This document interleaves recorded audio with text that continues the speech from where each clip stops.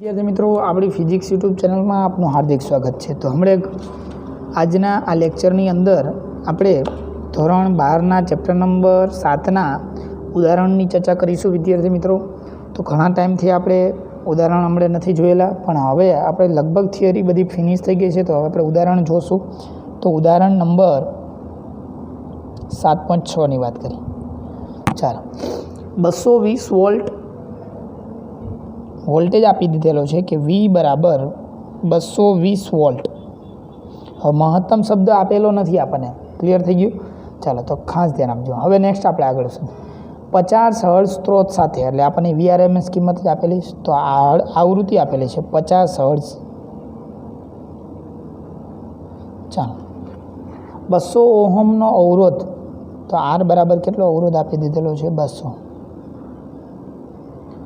અને C बराबर माइक्रोफेरेडे capacitor आपी दीधेलो है 15 माइक्रोफेरेडे। माइक्रो एटले 10⁻⁶ केपेसिटर ने श्रेणी में जोड़वामां आवे तो कयो परिपथ है? RC परिपथ थयो।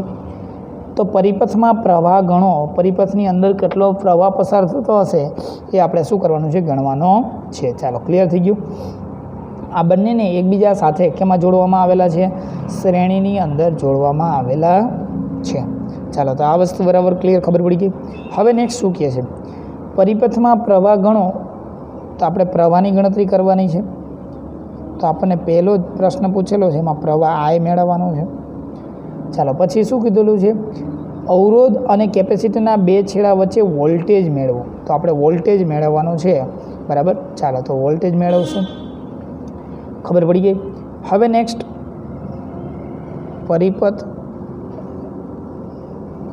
केपेसिटरना बे छेड़ा वच्चे अवरोध अने केपेसिटरना बे छेड़ा वच्चे वोल्टेज, तो बंने छेड़ा वच्चे शुं करशुं? वोल्टेज VC अने VR मेळवशुं।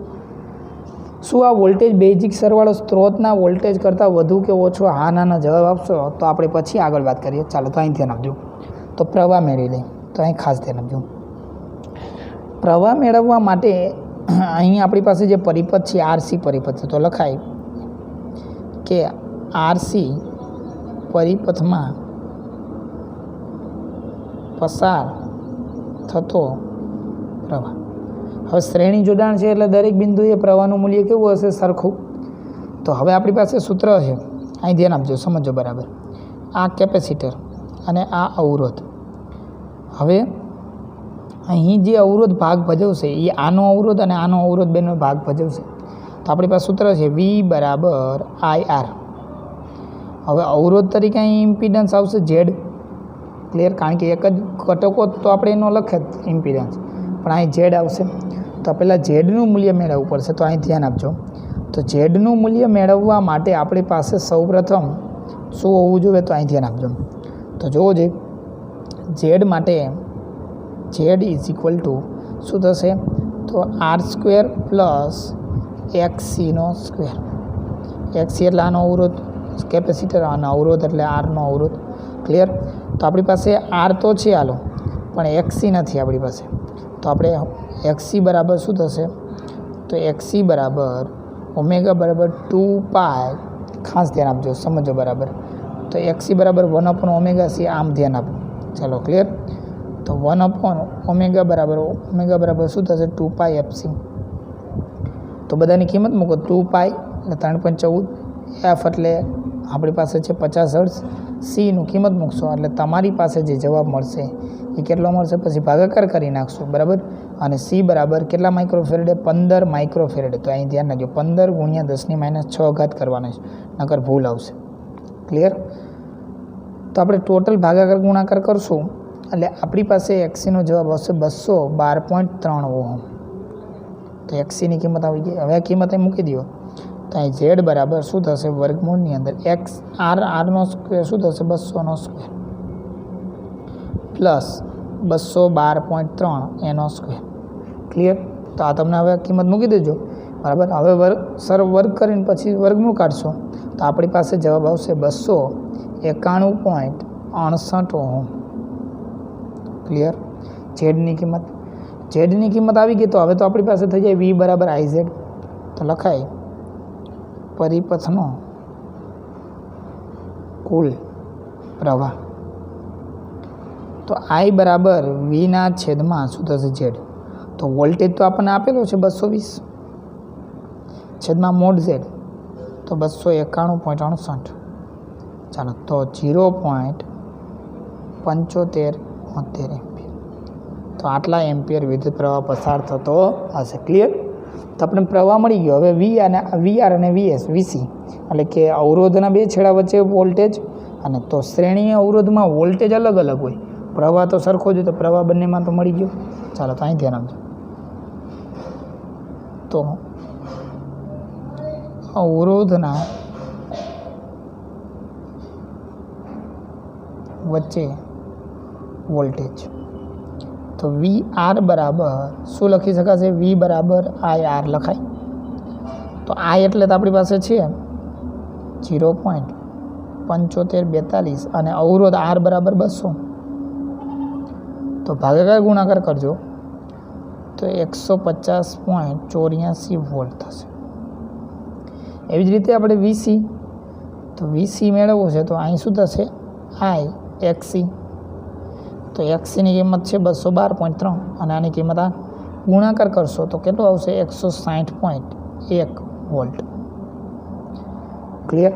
હવે આપણને પૂછે શું આ વોલ્ટેજોનો બેઝિક સરવાળો એટલે કે આનો સરવાળો આ પ્રાપ્તિ સ્થાનના વોલ્ટેજ જેટલો હોય ખરો, એવું આપણને પૂછેલો. તો ટેસ્ટિંગ કરી લે. તો અહીં શું થશે જુઓ જી, વોલ્ટેજનો બેઝિક સરવાળો. ચાલો ક્લિયર. તો વોલ્ટેજનો બેઝિક સરવાળો જોવા જાય તો કેટલો થશે? બરાબર. તો આપણે મેળવી લઈએ. તો કેટલો લખી શકાશે? 150. એક જ મિનિટ ધ્યાન આપજો.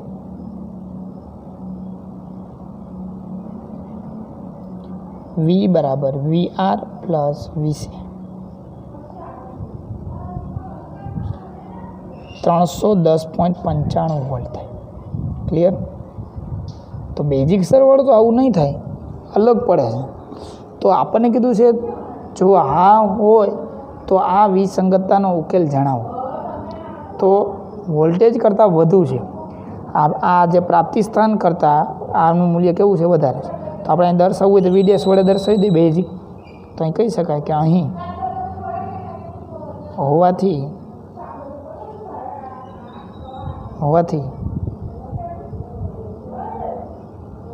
છે એટલે ખબર પડી જાય. આપણે હોવાથી ના લાગે છે, પણ આવું શું કામ જોવા મળે છે? કારણ કે આપણને ખબર છે કે આમાં બેમાં સમાન છે પ્રવાહ અને વોલ્ટેજ, જ્યારે આમાં બેમાં વચ્ચે શું છે? કળા તફાવત જેટલો રહેલો છે. બંને વોલ્ટેજ વચ્ચે શું રહેલો છે? π/2 જેટલો કળા તફાવત. કારણ કે આના કરતાં અવરોધના વોલ્ટેજ કરતાં આ π/2 જેટલો આગળ છે, એવું છે ફેરફાર બંને વચ્ચે. તો આપણે ફેરફાર છે ત્યારે આપણે એનું શું લેવું પડે? આરએમ તેના ઘટકોના વર્ગના સરવાળાનું વર્ગમૂળ લેવું પડે. તો જોવો જોઈએ. તો એનો ઉકેલ મેળવવા માટે શું થશે? We are square. Direct basic સરવાળો કરી શકાય નહીં. બરાબર. કારણ કે અહીં આપણને ખબર છે કે બે રાશિ આવી રીતની હોય.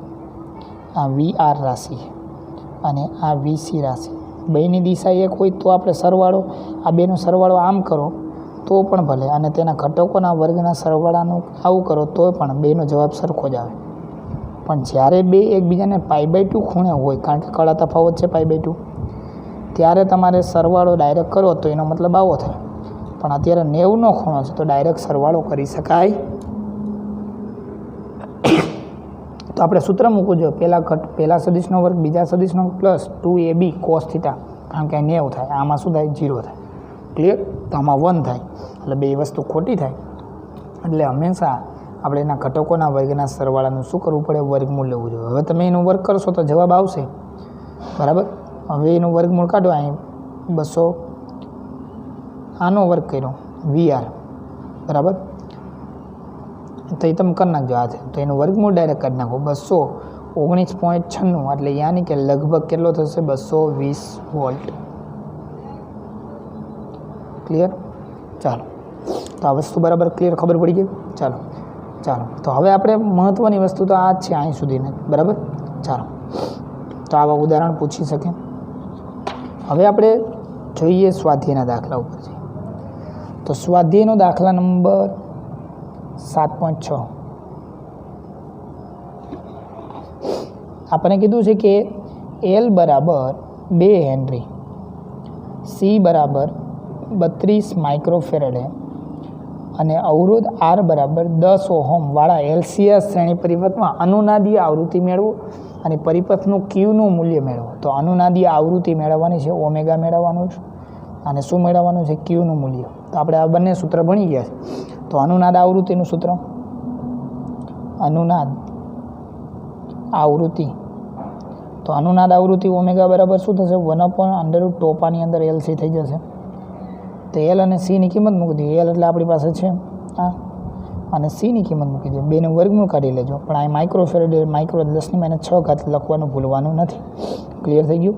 ચાલો, તો 10⁻, કેટલી ઘાત થઈ જશે? આ બધું ભાગાકાર ગુણાકાર કરજો એટલે તમારી પાસે આવી રીતનું આવશે. 1/64, બરાબર. 32 × 64 એટલે 64 એટલે 8 ગુણ્યા 10⁻3 થઈ જશે. ચાલો, ક્લિયર? ભાગાકાર કરજો, ઉપર ઘાત જશે એટલે પ્લસ થઈ જશે. તો ઓમેગા બરાબર 125 રેડિયન પર સેકન્ડ. તો આ તમને આવું આવડવું જોઈએ. ક્લિયર? ક્યુનું મૂલ્ય, તો ક્યુનું મૂલ્ય, તો આવા દાખલા ખૂબ જ અગત્યના છે, પૂછાઈ શકે. 1/r વર્ગમૂળની અંદર L/C, બરાબર.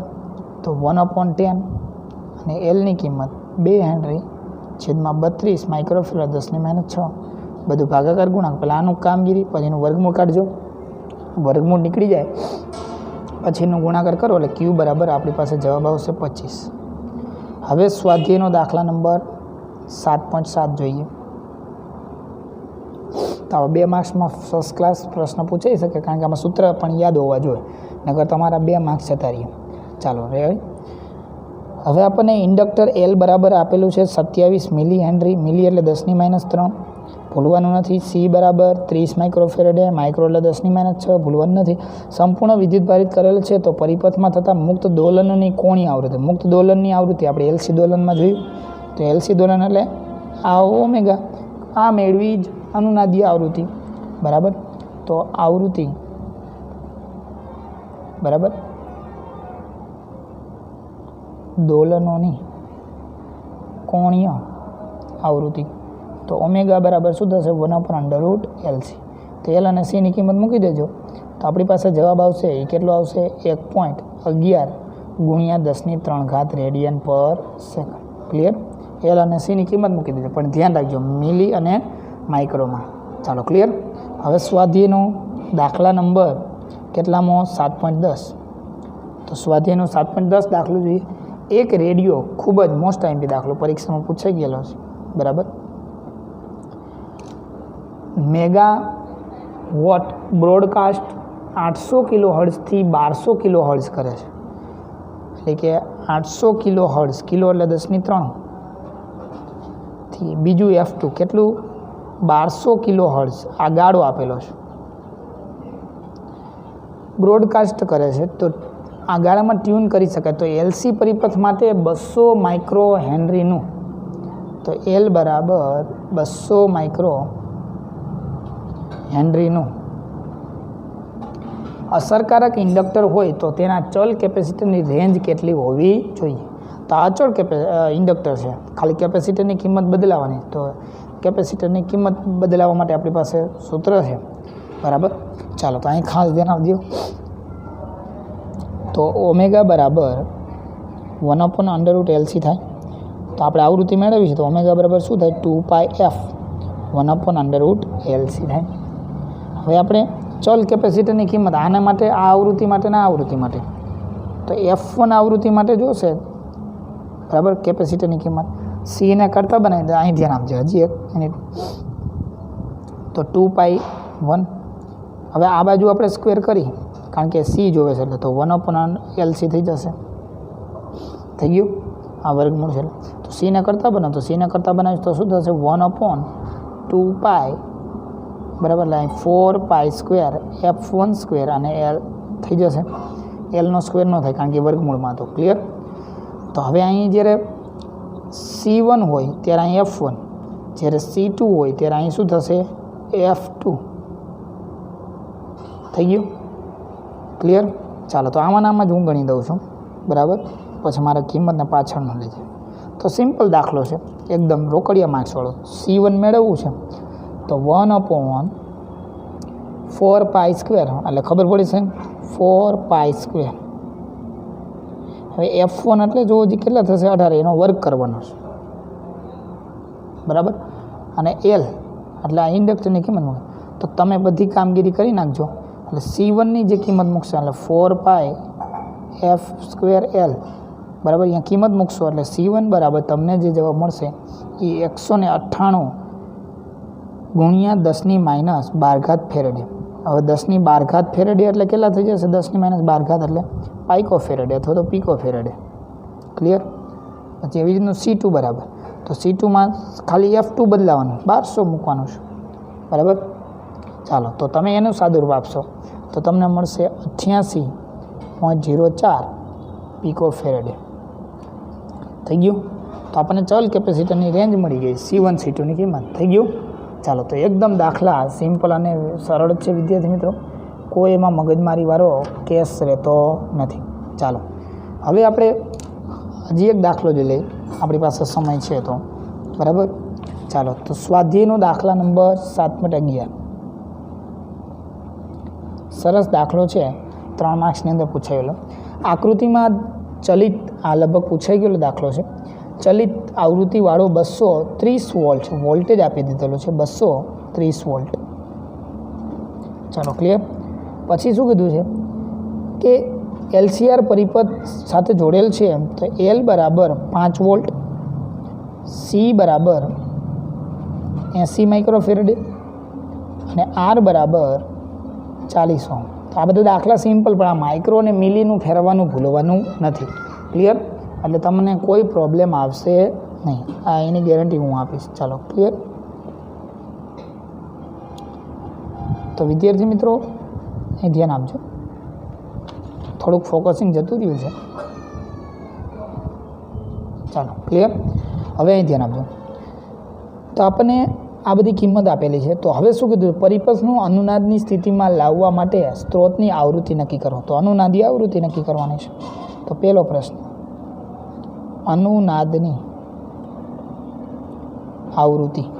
તો અનુનાદની આવૃત્તિ ઓમેગા બરાબર શું થશે? 1/√LC. તો એ તમને આવડે તો કિંમત મૂકી દેજો. તો √LCની કિંમત મૂકી દો એટલે ઓમેગા બરાબર આવશે 50 રેડિયન પર શું આવશે? સેકન્ડ. ખબર પડી ગઈ? ચાલો, સ્ત્રોતની આવૃત્તિ કીધી છે, કોણીય આવૃત્તિ નથી કીધું, પાછું ધ્યાન રાખજો. તો હવે આપણે સ્ટેપ વધારવો પડશે. તો ઓમેગા બરાબર શું થશે? 2πf અને અહીં શું થશે? 50 રેડિયન પર શું થઈ જશે? સેકન્ડ. તો F બરાબર કિંમત મેળવવી છે, બરાબર? તો 50ના છેદમાં શું થઈ જશે? 2π, 3.14, તો 7.96 હર્ટ્ઝ. તો આપણને આ રેખીય આવૃત્તિ મળી. ખાલી આવૃત્તિ પૂછે, કોણીય આવૃત્તિ, અનુનાદીય કોણીય આવૃત્તિ કીધી હોત તો શું આવે? ઓમેગા આવે. હવે આપણને રકમની અંદર કીધું અનુનાદીય આવૃત્તિને પરિપથનો ઇમ્પિડન્સ અને પ્રવાહનો કંપ વિસ્તાર શોધો.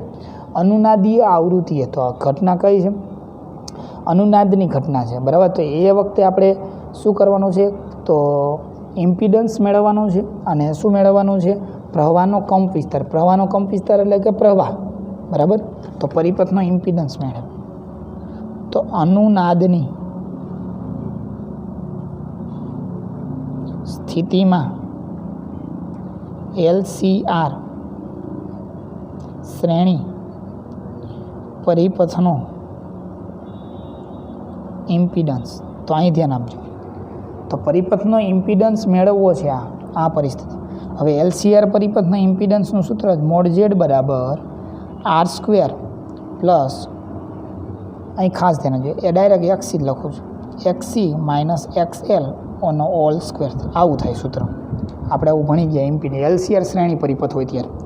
પણ વિદ્યાર્થી મિત્રો, આપણે અનુનાદ હોવાથી, તો આ વાક્ય યાદ રાખજો. આપણને કહી દીધું અનુનાદની સ્થિતિ, અનુનાદની સ્થિતિમાં, તો આપણે થિયરીમાં ભણી ગયા XC બરાબર XL થાય, એટલે કે આની બેની કિંમત સરખી થાય એટલે આ ભાગ શું થઈ જાય 0. તેથી XE minus XL is equal to શું થશે 0. તો હવે આપણે અહીં કિંમત મૂકશું એટલે શું થશે મોડ Z બરાબર વર્ગમૂળમાં ખાલી શું વધશે R². વર્ગમૂળમાં R એટલે ખાલી R જ કહેવાય, R² એટલે. તો Z બરાબર એનું મૂલ્ય કેટલું થઈ જશે અવરોધ જેટલું, ડાયરેક્ટ જ લખી શકાય. તો હવે MCQમાં ક્યારેક પૂછાય, બરાબર. ચાલો ગુજકેટ એમાં ચાલો. તો હવે આપણે પ્રવાહનો કંપ વિસ્તાર, તો અનુનાદની સ્થિતિમાં પ્રવાહ, અનુનાદની સ્થિતિએ પ્રવાહનો કંપ વિસ્તાર કહીએ કે પ્રવાહ કે બે વસ્તુ એક જ, એટલે મહત્તમ મૂલ્ય. તો IM બરાબર VM છેદમાં મોડ Z. V બરાબર IR, તો મોડ Z બરાબર તો 40, વોલ્ટેજ કેટલો છે 230. અહીં ધ્યાન આપજો, થોડુંક સમજજો બરાબર. હવે પ્રવાહનો કંપ વિસ્તાર એટલે વિદ્યાર્થી મિત્રો કંપ વિસ્તાર હંમેશા મહત્તમ સ્થાનાંતર બતાવે. આપણે કંપ વિસ્તાર ભણી ગયા કે કોઈ પણ પદાર્થના કણના મહત્તમ સ્થાનાંતરને કંપ વિસ્તાર કહેવાય. તો આ કોનો અનુનાદની સ્થિતિએ પ્રવાહનો કંપ વિસ્તાર, તો પ્રવાહનું VM મૂલ્ય, આ મહત્તમ મૂલ્ય નથી આપેલું, આ જે મૂલ્ય આપ્યું છે એ વોલ્ટેજનું RMS મૂલ્ય. તો આપણે અહીં VMની જગ્યાએ ડાયરેક્ટ લખી શકાશે નહીં. તો આપણે સૂત્ર છે VRMS બરાબર VM/√2, આવું છે સૂત્ર VRMS બરાબર VM/√2. તો VM બરાબર શું થાય VRMS ગુણ્યા √2 છેદમાં મોડ Z થઈ જાય. તો VRMS એટલે કેટલું થાય 230 ગુણ્યા √2 છેદમાં મોડ Z. મોડ Z એટલે શું થઈ જશે 40. તો ભાગાકાર ગુણાકાર કરો એટલે IM બરાબર કંપ વિસ્તાર તમને મળી જાય 8.13. તો આ અગત્યના દાખલા કહેવાય, આમાં કંપ વિસ્તારનું ધ્યાન રાખવું છે. ડાયરેક્ટ આપણે મૂકી દે તો જવાબ ખોટો આવે, ઓલું ડાયરેક્ટ 230 મૂકી દે તો ખોટ જવાબ ખોટો આવે. √2 મૂકવું જોઈએ, એટલે કે VRMS કિંમત મૂકવી પડે. ક્લિયર થઈ ગયું.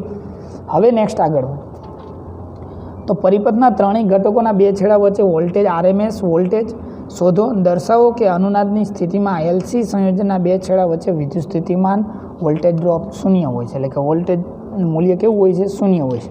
ચાલો તો અહીં ધ્યાન આપજો. તો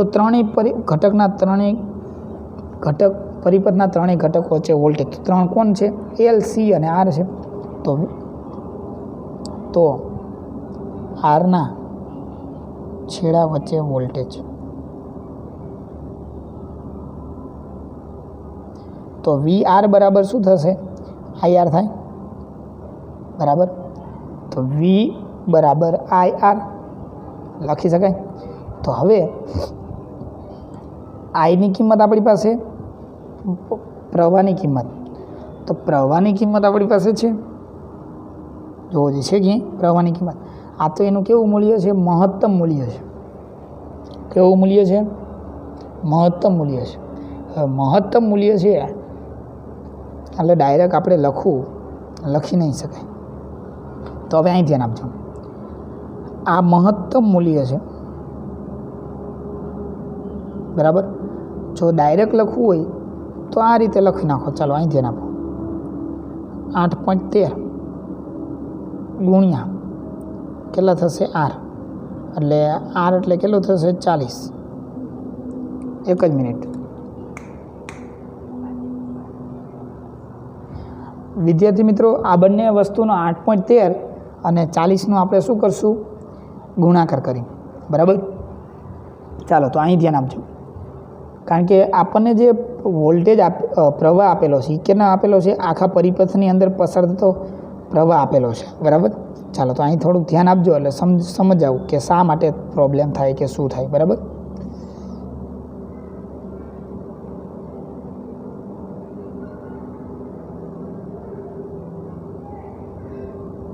તો આપણે 8.13 ગુણ્યા કેટલા કરશું 40, બરાબર. તો આપણી પાસે જે જવાબ આવે એ 3.325.2 જવાબ આવે. 325 આનો જવાબ આવે 325.2 આવ્યો. આ વસ્તુ ક્લિયર થઈ ગયું, ખબર પડી 325.2. પણ આ વસ્તુ આવો થાય નહીં, કારણ કે 325.2 આવે તો એ વસ્તુ ખોટી કહે તો અનુનાદ થતો નથી એવું કહેવાય. અનુનાદ થવા માટે, અનુનાદ તો જ થયો કહેવાય કે આના વોલ્ટેજનું મૂલ્ય પ્રાપ્તિ સ્થાનના વોલ્ટેજ જેટલું, કારણ કે આનો તો શું થાય, વોલ્ટેજ ડ્રોપ શૂન્ય થઈ જાય. એલ અને સીનો વોલ્ટેજ ડ્રોપ શું થઈ જાય, અનુનાદની સ્થિતિમાં 0 થઈ જાય. તો આનું મૂલ્ય વીઆરનું મૂલ્ય હંમેશા વી જેટલું આવવું જોઈએ. અને ડાયરેક્ટ લખવું હોય તો લખી શકાય. ક્લિયર થઈ ગયું? આ વસ્તુ બરાબર ખબર પડે? ચાલો, એટલે યાદ રાખજો. તો આપણે આ જે આઈ લીધું એ મહત્તમ મૂલ્ય છે. આપણે વાસ્તવની અંદર અહીં જે મૂલ્ય લેવાનું હોય એ કેવું લેવાનું હોય, તો કે આરએમએસ મૂલ્ય લેવું જોઈએ. તો આને ભાગ્ય તમે 1.41 કરો, બરાબર, તો તમને 230 આવી જાય. એટલે તમારે અહીંયા આઈઆરએમએસ મૂલ્ય લેવું જોઈએ. ક્લિયર થઈ ગયું? ખબર પડી ગઈ? તો સિમ્પલ ડાયરેક્ટ જ હું તમને સમજાવું. તો આ પરિસ્થિતિને તમને સમજાવવા માટે આ લખવાનું નથી.